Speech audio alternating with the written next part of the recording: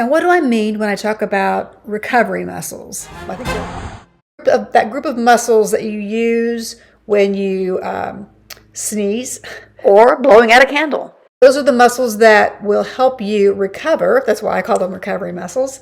They help you recover when you lose your balance. So, as we age, the older we get, those intercostal muscles become less and less elastic because we use them less and less. I remember Discovering this with my daughter at a playground, trying to do some monkey bars, and I couldn't do it. Of all the years that I spent growing up on monkey bars, and I had no access to those muscles at all. So I started working with this on the Bosu ball, which you'll see. If you don't have a Bosu ball, I've also got, I think, a pillow just off my bed. It can be done on a chair. It's just important to begin to access these on a regular basis so that when you need them, they're there. Now I'm going to start with something called a Bosu ball. This is what I use. It's flat on one side and cushy on the other. So you can see I'll sit down on the top of it, and it's firm, but it gives. And then on the bottom, it's flat surface. And I use this because it gets me low to the ground. And again, it's on a surface that when I sit up on my coccyx bone, on my tailbone, for this practice, it's soft and it doesn't hurt. So as I get myself seated on the Bosu ball, I try to focus really clearly on those intercostal muscles, knitting those together. I even put my hands on my rib cage to be sure that I'm accessing that when I need to. And going back to the breathing, making sure that you are breathing from your diaphragm. You may find that you exhale when you correct yourself.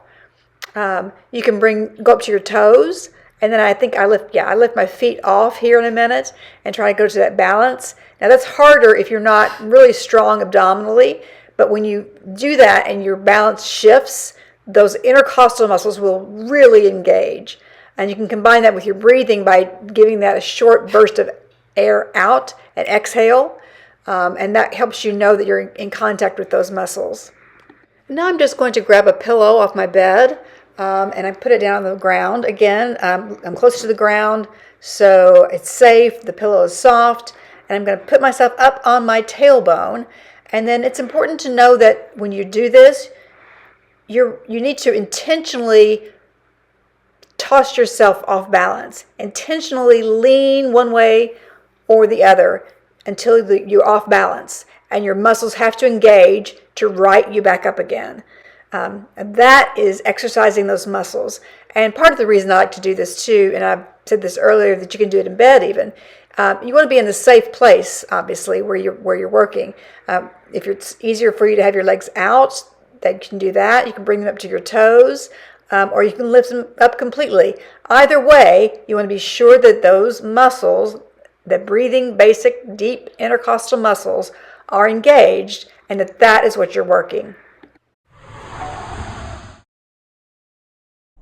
Now, get down onto the floor, fingers straight ahead, wrists and elbows in line with your shoulders, directly underneath. Flex your ankles, flex your toes, shift your weight slightly to the ball of your foot. Now consciously engage your recovery muscles, pull up your diaphragm, which happens naturally if you exhale, and push off with the ball of your feet. Pull in your recovery muscles, pull in your abs, and push. You're consciously lifting your body weight with your abdominal muscles. The arches of your feet, hamstrings, quadriceps, that's all secondary. Lift with your abdominal muscles. I recently had a conversation with someone who was shocked when they got down on the floor to pick up something and they couldn't get back up. And I just reminded them that if they could still get out of bed in the morning, they could take that as an opportunity to practice engaging those muscles. Just sit up, then lay back down, and sit up and lay back down. And take this as an opportunity to practice engaging those muscles for a few minutes every day. If you do that, then in a week or so, go back and get back down on the floor. Now, you might want to practice this with someone else around, just in case. But if you've been diligently practicing and getting up and laying back down, you should feel a huge difference between what it felt like before you had engaged those muscles and what those muscles feel like now.